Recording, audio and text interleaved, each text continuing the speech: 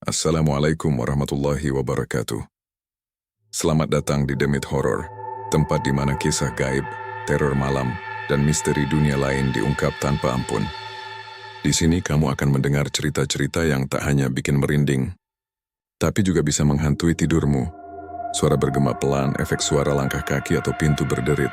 Matikan lampu, pasang headsetmu, dan bersiaplah, karena kamu sedang memasuki dunia Demit Horror. Nada berubah sedikit lebih santai tapi tetap misterius. Jangan lupa untuk like, komen, dan subscribe agar kamu nggak ketinggalan kisah-kisah horor terbaru dari kami.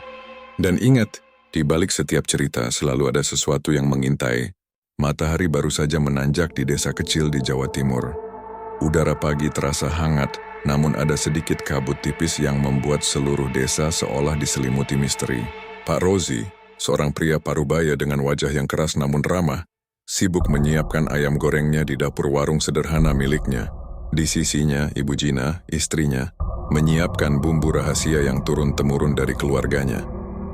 Anak-anak mereka, 4 bersaudara yang masing-masing masih kecil, berlarian di sekitar warung. Suara tawa mereka terdengar riang, bercampur dengan aroma ayam yang digoreng di atas minyak panas.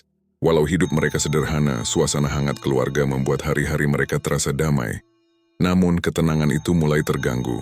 Sejak beberapa minggu terakhir, warung Pak Rozi tidak lagi seramai dulu.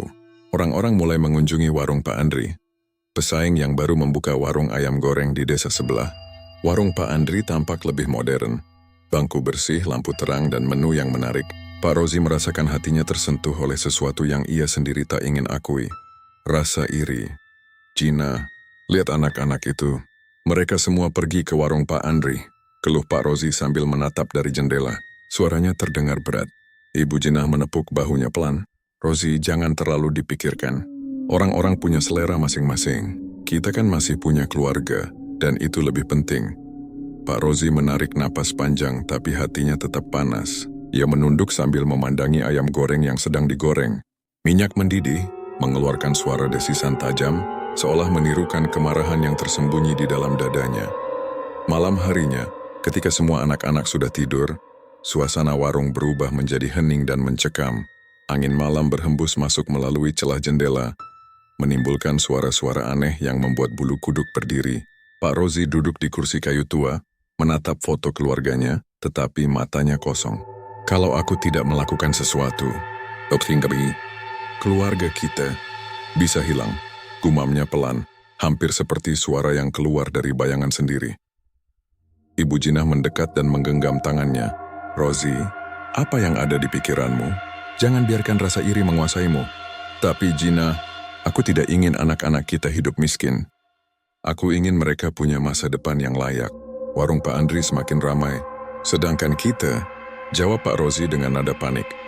Di sudut warung, bayangan hitam dari lampu minyak yang goyah tampak menari di dinding. Suara ketukan halus terdengar dari lantai atas. Meskipun rumah itu kosong, anak-anak mereka sedang tidur, dan Ibu Jinah juga merasakan hawa aneh yang membuat jantungnya berdegup kencang. Ia menunduk dan berdoa dalam hati, merasakan sesuatu yang gelap mengintai. Keesokan harinya, Pak Rozi keluar ke pasar dan mendengar kabar tentang dukun sakti yang konon bisa menyantet pesaing dagang. Seketika ide itu muncul di benaknya, seperti api yang menyala di malam gelap. Ia merasa ini mungkin satu-satunya jalan agar warungnya tetap bertahan. Namun di dalam hatinya, Ibu Jinah merasakan kecemasan yang mendalam. Ia menatap langit yang mulai mendung, seolah merasakan badai gelap yang akan segera menghantam keluarganya. Bayangan-bayangan misterius mulai sering muncul di warung mereka. Sebuah pertanda bahwa kedamaian mereka tidak akan bertahan lama. Dan di sanalah titik awal dari jalan kelam yang akan membawa Pak Rozi dan keluarganya ke dalam dunia pesugihan, keserakahan, dan horor yang tak terbayangkan. Hari-hari Pak Rozi mulai dipenuhi kegelisahan. Setiap pagi ia membuka warung dengan wajah tegang. Matanya selalu melirik ke arah jalan yang mengarah ke warung Pak Andri. Orang-orang datang, membeli ayam goreng dengan riang, meninggalkan warung Pak Rozi yang mulai sepi. Setiap tawa dan langkah pelanggan Pak Andri seolah menusuk hatinya, menimbulkan rasa iri yang membara seperti bara api yang tak padam. Suatu sore, setelah anak-anaknya pergi bermain, Pak Rozi duduk di beranda warung. Angin sore berhembus dingin, membawa aroma tanah basah dan daun-daun yang berguguran. Ia menatap ke arah warung Pak Andri yang tampak ramai. Kenapa warung itu bisa laris? Sementara kita... Gumamnya suaranya bergetar. Ibu Gina duduk di sebelahnya memandang suaminya dengan mata penuh kecemasan. Rozi, aku tahu kau ingin yang terbaik untuk keluarga. Tapi jangan sampai iri menguasaimu.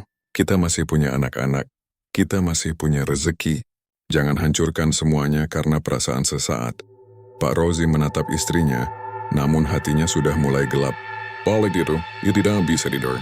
Bayangan-bayangan gelap menari di dinding kamar mereka. Dan suara-suara samar terdengar dari luar rumah. Ketukan halus di jendela, desaan angin yang terdengar seperti bisikan. Anak-anak tidur nyenyak tidak tahu bahwa orang tua mereka sedang terperangkap dalam badai emosi dan iri hati. Keesokan harinya, Pak Rozi pergi ke pasar dan mendengar kabar tentang seorang dukun sakti yang konon bisa menyantet pesaing dagang agar sakit atau bangkrut. Namanya sudah tersohor di desa-desa sekitar. Mungkin ini jalan satu-satunya, pikir Pak Rozi. Hatinya mulai dirasuki rasa nekat yang gelap. Ia pulang membawa rencana. Di rumah, ia mulai membicarakan hal itu dengan sahabatnya, Pak Jamal. Seorang pria yang juga sering merasa iri dengan kesuksesan orang lain. Jamal, aku dengar ada dukun yang bisa membuat orang jatuh sakit. Bahkan warungnya bisa sepi. Kalau kita pakai itu, warung Pak Andri pasti akan bangkrut, kata Pak Rozi sambil menatap wajah sahabatnya yang mulai terpesona oleh ide itu. Ibu Gina mendengar percakapan itu dan hatinya seperti ditusuk. Rozi, jangan ini. Ini berbahaya. Pesugihan itu tidak pernah membawa kebaikan. Anak-anak kita, keluarga kita. Kau mau menyerahkan semuanya untuk keserakahan? Suaranya bergetar, matanya mulai berkaca-kaca. Pak Rozi memandang istrinya, tapi rasa iri dan ambisi menutupi kata-kata Ibu Gina. Malam itu, ia pergi sendiri ke hutan kecil di tepi desa, di mana dukun itu biasanya melakukan ritual. Bayangan pepohonan menari-nari di cahaya bulan, dan suara hewan malam terdengar samar. Hatinya berdebar tapi juga terpesona oleh kemungkinan kekuatan gelap yang bisa ia gunakan. Di rumah Ibu Gina merasakan hawa aneh. Bayangan gelap melintas di lorong, dan ia melihat sekilas sesuatu yang bergerak cepat di dapur.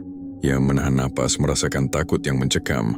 Anak-anak tidur di kamar mereka, tidak mengetahui bahaya yang mulai mengintai.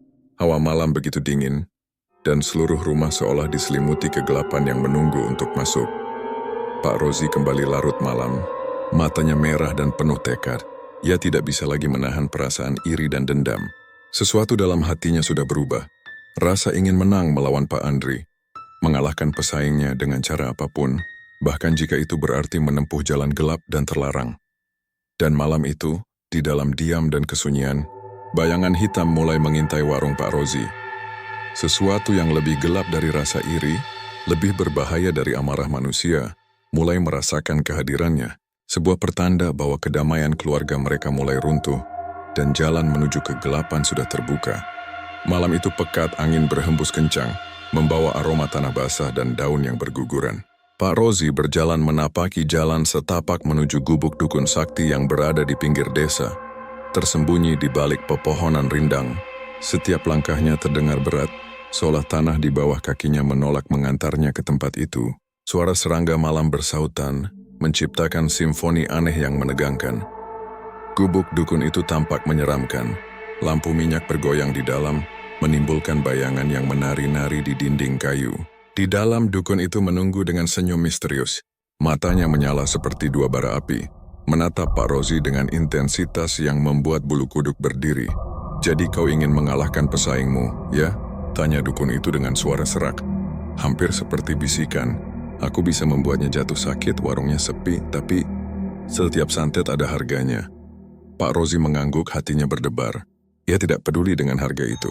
Aku ingin warung Pak Andri bangkrut. Lakukan apapun yang perlu. Jawabnya tegas meskipun ada rasa takut yang terselip di hatinya. Ritual dimulai. Dukun itu menyiapkan berbagai benda aneh. Ayam hitam yang belum pernah terlihat sebelumnya. Dupa yang mengeluarkan asap tebal. Dan benda-benda keramat yang ditempatkan melingkari sebuah piring tanah liat. Pak Rozi duduk sambil menatap ritual itu. Matanya melebar. Tubuhnya kaku karena ketegangan. Dukun mulai membaca mantra dengan suara yang bergema di gubuk. Suara itu terdengar menggetarkan tulang. Angin malam seakan ikut bersiul mengikuti irama mantra. Asap dupa mengepul, menutupi wajah Pak Rozi. Dalam asap itu ia melihat bayangan gelap seperti sosok manusia, tapi dengan mata merah menyala, menatap lurus ke arahnya. Jantungnya berdetak kencang, tapi ia tidak mundur. Setelah ritual selesai, dukun menyerahkan sepotong kain hitam yang diolesi mantra dan benda-benda gaib yang menjadi media santet. Bawa ini ke warung Pak Andri, lakukan sesuai instruksi, dan ia akan menderita, kata dukun itu. Pak Rozi pulang dengan hati campur aduk. Ia merasa lega, tapi ada rasa cemas yang mendalam. Malam itu ketika ia meletakkan kain hitam di meja rumahnya, suara langkah kecil terdengar di lantai atas. Anak-anaknya tidur, tapi bayangan hitam melintas cepat di kamar mereka. Ibu Jinah menatapnya dengan mata penuh kekhawatiran, merasakan hawa gelap yang menyelimuti rumah. Beberapa hari kemudian, Pak Rozi menunggu hasil santet. Namun yang terjadi malah aneh. Warung Pak Andri tetap normal, bahkan semakin ramai. Pak Rozi merasa gelisah, mulai panik. Ia pergi ke desa Pak Andri untuk memastikan apakah santetnya berhasil. Tapi yang ditemui adalah pemandangan yang membuat darahnya beku. Pak Andri tersenyum tenang, berbicara dengan pelanggannya dengan ramah. Tidak ada tanda sakit, tidak ada gangguan. Pak Rozi mendengar kabar dari seorang penduduk bahwa Pak Andri sebenarnya adalah seorang kiai di kampungnya di Jawa Tengah. Kiai itu mengetahui bahwa ada santet yang dikirimkan padanya. Namun alih-alih membalas, ia hanya membuang santet itu dan tersenyum, seolah menganggapnya tidak penting. Hati Pak Rozi hancur. Rasa iri berubah menjadi amarah yang membara. Ia merasa hina dan tertipu. Dan malam itu kegelapan di dalam hatinya semakin pekat. Di warungnya, bayangan-bayangan aneh mulai sering muncul. Panci yang bergerak sendiri, lampu yang berkedip, dan suara bisikan yang tidak jelas sumbernya. Anak-anaknya mulai ketakutan, dan Ibu Jinah merasa ada sesuatu yang mengintai dari sudut rumah. Pak Rozi duduk di bangku kayu tua, menatap api kompor yang berkerlap-kerlip. Tidak mungkin aku kalah. Aku harus menang. Aku harus membuat warung itu milikku, gumamnya. Rasa iri dan dendam mulai merasuk ke dalam dirinya, membuka pintu bagi sesuatu yang lebih gelap dan berbahaya. Malam itu ketika seluruh desa sudah tidur, sebuah bayangan gelap melintas di sekitar warung Pak Rozi. Sesuatu yang bukan manusia, sesuatu yang lapar akan ambisi dan keserakahan, mulai menempel pada Pak Rozi. Itu adalah awal dari jalan gelap yang akan membawanya ke dunia pesugihan yang penuh horor, tanpa jalan kembali. Beberapa minggu setelah santet pertama gagal, Pak Rozi semakin gelisah. Warung Pak Andri tidak hanya tetap bertahan, tetapi semakin ramai. Setiap kali ia melewati jalan ke warung itu, ia melihat pelanggan tersenyum, anak-anak bermain di sekitarnya, dan lampu warung yang terang menyala seakan menantangnya. Rasa iri Pak Rozi berubah menjadi amarah yang membara di dadanya, membuat tidur malamnya semakin sulit. Di rumah, Ibu Jinah mulai merasa ada perubahan besar dalam diri suaminya. Matanya merah karena kurang tidur, gerak-geriknya tergesa-gesa, dan pembicaraannya mulai keras ketika membahas Pak Andri. Anak-anak mulai ketakutan saat ia memasuki dapur, karena bayangan gelap seakan menempel di tubuh Pak Rozi. Rozi, aku merasa ada sesuatu yang tidak baik. Jangan kau biarkan amarah dan iri hatimu menguasai dirimu, kata Ibu Jinah suatu malam. Namun Pak Rozi hanya menunduk, wajahnya dipenuhi tekad dan keserakahan. Pak Rozi memutuskan untuk mengambil langkah lebih ekstrim. Ia menghubungi Pak Jamal, sahabatnya yang sama-sama ingin mengalahkan Pak Andri. Jamal, kita harus melakukan sesuatu yang lebih besar, pesugihan yang lebih kuat. Ini bukan soal warung lagi. Ini soal harga diri kita, soal keluarga kita, kata Pak Rozi dengan suara bergetar. Malam itu, mereka berdua pergi ke hutan terpencil di luar desa. Di tengah kegelapan pepohonan, mereka menyiapkan ritual pesugihan tingkat tinggi. Tanah basah, angin dingin berhembus melalui celah pepohonan, dan suara hewan malam terdengar seperti bisikan menakutkan. Dukun yang membantu mereka menyiapkan berbagai benda keramat, piring hitam berisi darah ayam, lilin yang menyala dengan nyala, api berwarna merah darah, dan dupa yang mengeluarkan asap pekat. Pak Rozi menatap semua itu dengan mata kosong, hatinya penuh ambisi. Ia mulai membaca mantra yang diajarkan oleh dukun. Suaranya bergema di tengah hutan malam. Setiap kata yang diucapkan seolah menelan udara di sekitarnya, membuat hutan terasa semakin sunyi dan mencekam. Sesekali terdengar suara desahan samar dari bayangan pepohonan, seperti ada yang mengintai dari kegelapan. Setelah ritual selesai, Pak Rozi merasa ada kekuatan baru yang mengalir di tubuhnya. Ia yakin bahwa kali ini, pesugihan mereka akan berhasil. Namun di rumah Pak Andri tidak ada yang berubah. Warung itu tetap ramai, Pak Andri tetap tersenyum ramah, dan aura damai menyelimuti sekitarnya. Ia bahkan tidak menanggapi apapun, hanya tersenyum seolah mengetahui apa yang sedang terjadi. Pak Rozi pulang dengan hati yang campur aduk. Ada perasaan bangga karena berhasil melakukan ritual, tapi juga kebingungan karena tidak ada hasil. Malam itu, di rumahnya, bayangan-bayangan hitam mulai menempel di dinding dapur, di meja makan, bahkan di kamar anak-anak. Anak-anak mulai menangis di malam hari karena melihat sosok-sosok gelap yang bergerak cepat di sudut kamar.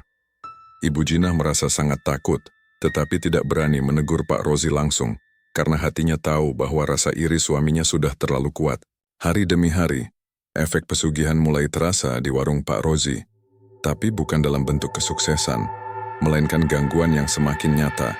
Panci ayam goreng kadang bergerak sendiri, minyak panas mendidih tanpa sebab, dan aroma busuk yang tiba-tiba muncul di dapur membuat suasana semakin mencekam. Pak Rozi merasa terpesona oleh kekuatan gelap itu, tetapi ia tidak menyadari bahwa sesuatu yang lebih besar dan menakutkan mulai menempel pada dirinya. Pada suatu malam, Pak Rozi duduk di bangku kayu tua, menatap lilin yang hampir padam. Suaranya bergetar saat ia berkata sendiri, "Aku harus menang. Warung itu harus milikku. Aku tidak peduli apapun. Aku akan lakukan apa saja." Di luar, angin malam berhembus lebih kencang. Bayangan gelap yang lebih besar daripada manusia tampak menari-nari di pepohonan. Sesuatu yang lapar akan ambisi dan keserakahan mulai merayapi warung Pak Rozi, menunggu kesempatan untuk masuk. Malam itu, ketenangan yang tersisa di rumah mereka lenyap dan kegelapan perlahan-lahan mulai menelan keluarga Pak Rozi.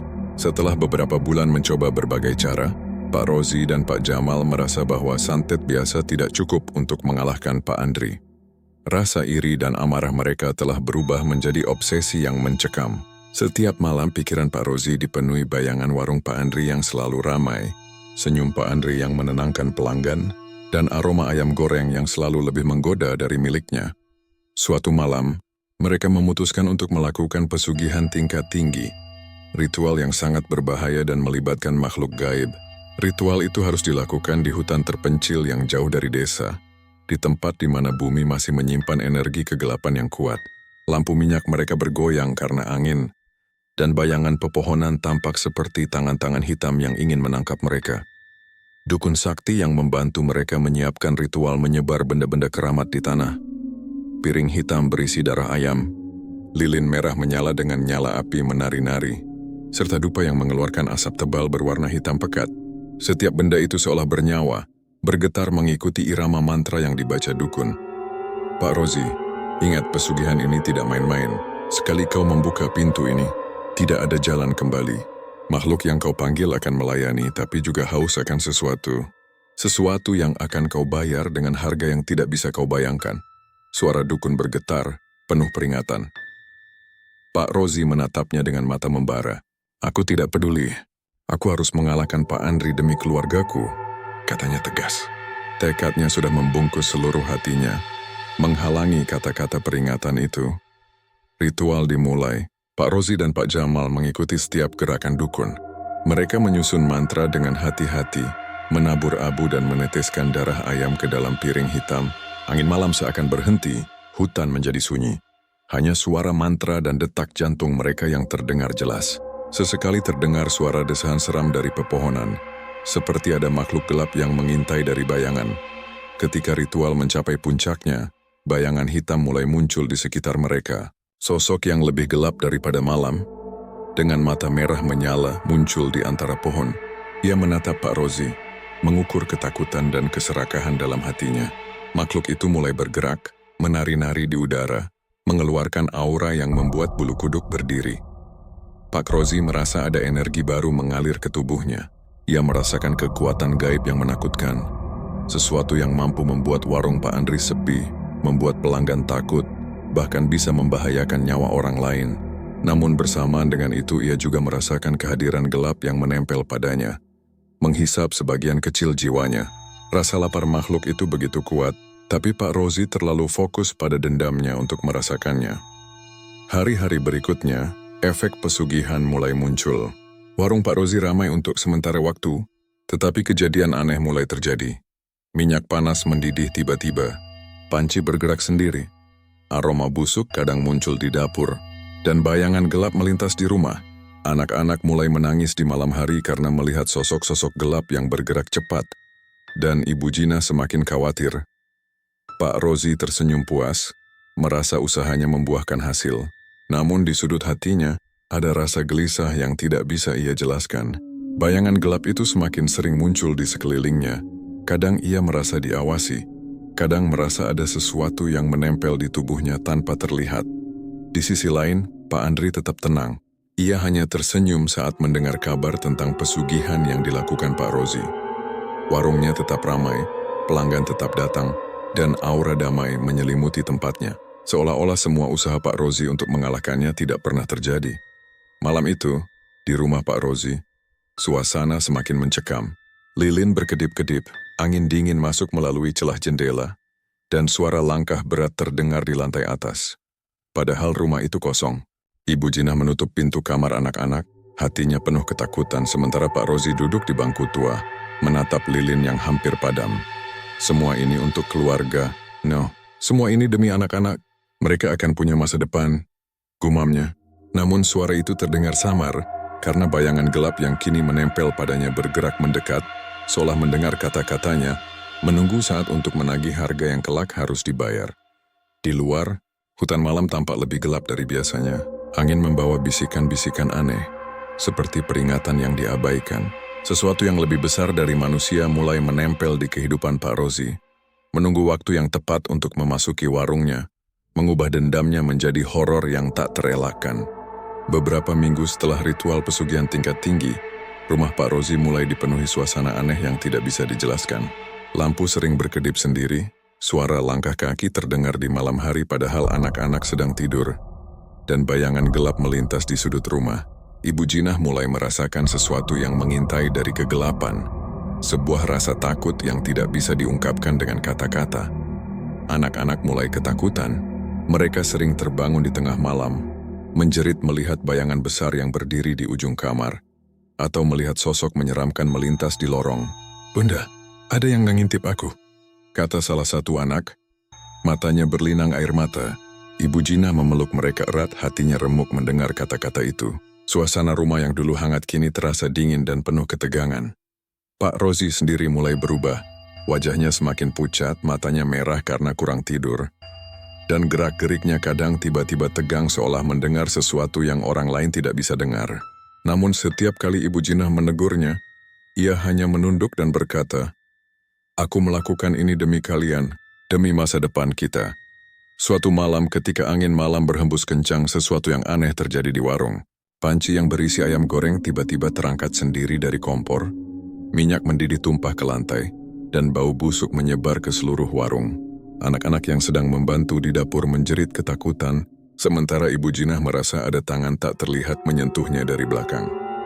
Pak Rozi mencoba menenangkan mereka, tetapi dalam hati ia juga merasakan gelombang kegelapan yang menempel pada dirinya.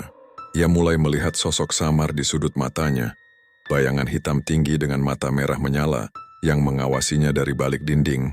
Sosok itu tidak bergerak terlalu dekat, tetapi kehadirannya membuat udara di sekitarnya terasa dingin menusuk tulang. Hari-hari berlalu, dan tanda-tanda kegelapan semakin nyata. Di malam hari, suara bisikan terdengar dari ruang dapur. Terdengar seperti makhluk yang sedang menuntut sesuatu. Anak-anak mulai mengalami mimpi buruk yang sama. Mereka dikejar bayangan hitam besar, dan suara tawa menyeramkan bergema di telinga mereka. Ibu Jinah merasakan tubuhnya sering kaku di malam hari, seperti ada yang menahan dan menatapnya dari kegelapan.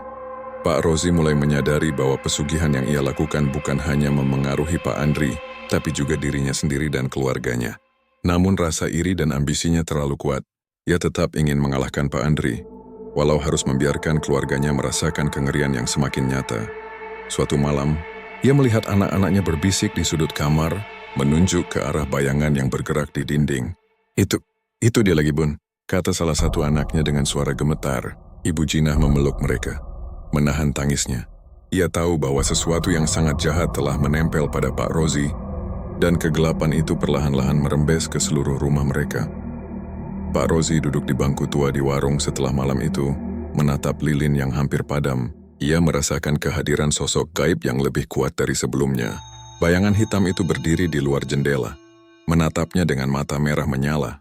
Aku akan memberimu semua yang kau inginkan, tapi semuanya ada harganya, bisik bayangan itu. Suaranya seperti suara ribuan orang yang bersenandung seram sekaligus. Hati Pak Rozi berdegup kencang. Ia merasa bangga karena kekuatannya mulai terasa. Namun ada ketakutan yang membeku di dadanya. Makhluk itu bukan hanya alat untuk mengalahkan Pak Andri. Makhluk itu haus akan sesuatu yang lebih berharga dari sekadar warung atau uang. Sesuatu yang kini mulai mengincar keluarganya. Di desa, orang-orang mulai berbisik tentang aura gelap yang menyelimuti warung Pak Rozi. Tidak ada yang berani datang pada malam hari. Lampu warung berkedip aneh. Aroma amis menyeruak dan kabut tipis kadang menyelimuti sekeliling warung. Semua tanda itu adalah peringatan yang jelas. Kegelapan telah merasuk ke rumah Pak Rozi, dan anak-anak serta Ibu Jinah mulai merasakan horor yang nyata. Malam itu, saat semua tidur, Pak Rozi berdiri di tengah dapur, menatap bayangan yang melingkupi rumahnya. Ia merasakan bisikan yang menakutkan. Harga yang kau bayar akan segera datang, dan tidak ada jalan kembali. Hutan di pinggiran desa itu selalu menyimpan misteri. Angin malam yang dingin berdesir di antara pepohonan, membawa aroma tanah basah dan daun-daun yang membusuk. Mbah Sikun, seorang ahli ilmu hitam yang dikenal memiliki kekuatan luar biasa, sedang melakukan tirakatnya. Ia berjalan tanpa tujuan yang pasti, mengikuti isi hatinya, menapaki jalan setapak yang hanya ia yang bisa rasakan. Mbah Sikun merasakan sesuatu yang berbeda malam itu. Ada energi gelap yang begitu kuat, bahkan jauh lebih pekat daripada aura gaib biasa. Hatinya menegang, tubuhnya merinding, dan bulu kuduknya berdiri. Ia berhenti sejenak, menutup mata, dan merasakan kehadiran sosok jahat yang sedang menyelimuti warung di desa tak jauh dari hutan itu. Sosok itu tidak hanya gelap, ia haus akan dendam dan keserakahan manusia. Dengan langkah hati-hati Mbah Sikun mendekati desa. Semakin dekat ia ke warung Pak Rozi, semakin kuat rasa gelap yang menekan pikirannya. Angin malam tiba-tiba berhenti, dan hutan tampak sunyi mencekam. Di udara terdengar suara bisikan samar, seperti orang berteriak dalam bahasa yang tidak bisa dimengerti. Sesampainya di warung Pak Rozi, Mbah Sikun terkejut. Dari dalam rumah, tampak bayangan gelap besar, bergerak dengan lincah menempel di Pak Rozi dan keluarganya. Mata merah menyala menatap lurus, penuh kebencian dan aura mengerikan itu. Seolah ingin menelan seluruh rumah. Anak-anak bersembunyi di bawah selimut. Ibu Jinah menggigil, dan Pak Rozi tampak seperti boneka yang dikendalikan oleh kekuatan gelap. Mbah Sikun menarik napas dalam-dalam, kemudian membaca mantra perlindungan. Angin malam bergerak mengikuti ucapannya. Dedaunan berdesir seperti menari, dan aura gelap di sekitar warung terasa terhentak oleh energi suci yang dikeluarkan Mbah Sikun. Sosok iblis itu menoleh, matanya merah menyala lebih terang, seperti menilai kekuatan yang datang menantangnya. Pertarungan gaib pun dimulai. Mbah Sikun mengayunkan tangannya, mengirimkan mantra yang menyala seperti cahaya biru terang, menembus bayangan hitam. Iblis itu membalas dengan gelombang kegelapan, menimbulkan suara gemuruh dan getaran yang membuat rumah Pak Rozi hampir runtuh. Lilin-lilin berterbangan, panci-panci bergetar, dan udara di sekeliling mereka terasa panas sekaligus dingin dalam waktu yang bersamaan. Pak Rozi menjerit ketakutan. Ia merasa tubuhnya seperti tidak lagi miliknya. Sosok iblis itu mengontrol setiap gerakannya, menuntut harga atas pesugihan yang ia lakukan. Anak-anak menangis dan Ibu Jinah merasakan dingin yang menusuk tulang, seperti tangan tak terlihat memegangnya. Mbah Sikun tidak mundur. Ia semakin fokus pada mantra dan energi suci yang dimilikinya. Cahaya biru dari tangannya semakin terang, menerangi seluruh rumah dan mengusir kegelapan yang menempel di dinding. Iblis itu meraung, melawan dengan semua kekuatan gelapnya, mengirimkan bayangan yang berputar-putar dan menimbulkan hawa panas yang menyengat kulit. Pertempuran berlangsung lama, angin malam berputar liar, suara gemuruh seperti petir terdengar dari hutan, dan aura gelap bercampur dengan cahaya biru. menciptakan suasana mencekam yang membuat siapapun yang menatap akan merasa ngeri. Anak-anak menjerit ketakutan, namun Mbah Sikun tetap tenang, menyalurkan seluruh kekuatan tirakatnya untuk mengalahkan iblis yang menempel pada Pak Rozi. Akhirnya, setelah pertarungan sengit yang membuat rumah gemetar, iblis itu mulai melemah. Cahaya biru dari Mbah Sikun menembus tubuh bayangan gelap, menyingkirkan energi hitam yang menempel pada Pak Rozi. Sosok itu meraung terakhir kali, kemudian lenyap ke dalam kegelapan malam, meninggalkan aroma busuk yang perlahan memudar. Pak Rozi terjatuh di lantai, napasnya tersengal, tubuhnya lemah. Ibu Jinah memeluk anak-anak, menangis lega namun masih ketakutan. Mbah Sikun berdiri di tengah ruangan, menatap Pak Rozi dengan mata tajam. Ingat, kekuatan gelap yang kau panggil itu tidak akan pernah murah. Suatu saat ia akan menagih semua yang kau berikan. Ini baru permulaan, Rozi, ucapnya dengan suara berat. Di luar warung, hutan kembali sunyi. Angin malam kembali berdesir pelan, tetapi aura gelap masih terasa menempel di tanah. Warung Pak Rozi tetap ada, tetapi ketenangan yang dulu dimiliki keluarga itu telah hilang. Malam itu semua sadar. Pesugihan yang mereka lakukan telah membuka pintu bagi kegelapan yang jauh lebih besar daripada yang bisa mereka bayangkan. Malam itu pekat, hanya diterangi cahaya bulan yang terselip di balik awan gelap. Warung Pak Rozi tampak sunyi dari luar, tetapi di dalam aura mencekam menyelimuti setiap sudut. Makhluk hitam yang dulunya menempel pada Pak Rozi kini mulai bangkit kembali. Lebih kuat dan lebih ganas daripada sebelumnya. Iblis itu tidak hanya haus dendam, tapi juga haus akan nyawa dan kekuasaan atas keluarga Pak Rozi. Mbah Sikun telah bersiap. Ia duduk di depan warung, membaca mantra perlindungan, menyalurkan energi tirakatnya melalui tanah, udara, dan cahaya lilin yang berkelap-kelip. Cahaya biru perlahan menyelimuti warung, beradu dengan kegelapan yang semakin pekat di dalam. Suara desahan dan tawa menyeramkan terdengar, memantul di dinding rumah seperti gema dari dunia lain. Iblis itu tiba-tiba muncul di tengah ruang tamu, matanya merah menyala, tubuhnya besar dan bergerak dengan kecepatan yang menakutkan. Anak-anak bersembunyi di kamar, menahan napas sementara Ibu Jinah memeluk mereka gemetar ketakutan. Pak Rozi, yang masih tersisa kesadaran dalam dirinya, duduk terpaku, tidak mampu bergerak. Tubuhnya seperti dikendalikan oleh bayangan gelap yang menempel di hatinya. Pertempuran gaib pun dimulai. Mbah Sikun mengayunkan tangannya, memunculkan cahaya biru yang menyambar ke arah iblis. Iblis itu membalas dengan gelombang kegelapan yang menimbulkan suara gemuruh, mengguncang seluruh rumah. Lilin-lilin terbang, piring-piring pecah, dan bau busuk menyebar ke seluruh ruangan. Udara terasa panas dan dingin secara bersamaan, membuat siapapun yang berada di dekatnya sulit bernapas. Makhluk itu menyerang dengan kecepatan luar biasa, mencoba menempel pada Pak Rozi kembali. Mbah Sikun menahan serangan itu dengan mantra pelindung, menciptakan perisai cahaya biru yang bergetar hebat. Setiap benturan antara cahaya suci dan gelap menimbulkan percikan energi, seperti ledakan kecil yang menggetarkan lantai dan dinding. Ibu Jinah menangis, memohon agar suaminya terselamatkan. "Tolong, selamatkan dia, anak-anak kami. Tolong!" teriaknya, suaranya bercampur dengan tangisan anak-anak. Mbah Sikun menatapnya singkat, kemudian fokus kembali pada iblis. "Aku tidak akan membiarkanmu menelan nyawa mereka," serunya, suaranya bergema di hutan dan desa. Pertarungan berlangsung lama. Iblis itu mengeluarkan suara mengerikan, tawa yang terdengar seperti ribuan orang berseru sekaligus. Cahaya biru Mbah Sikun semakin terang, menembus setiap sudut gelap, mengusir bayangan hitam yang menempel pada dinding, meja, dan bahkan tubuh Pak Rozi. Panci ayam goreng dan alat-alat dapur terbang ke udara, melayang seakan ikut menyaksikan pertarungan gaib yang menegangkan itu.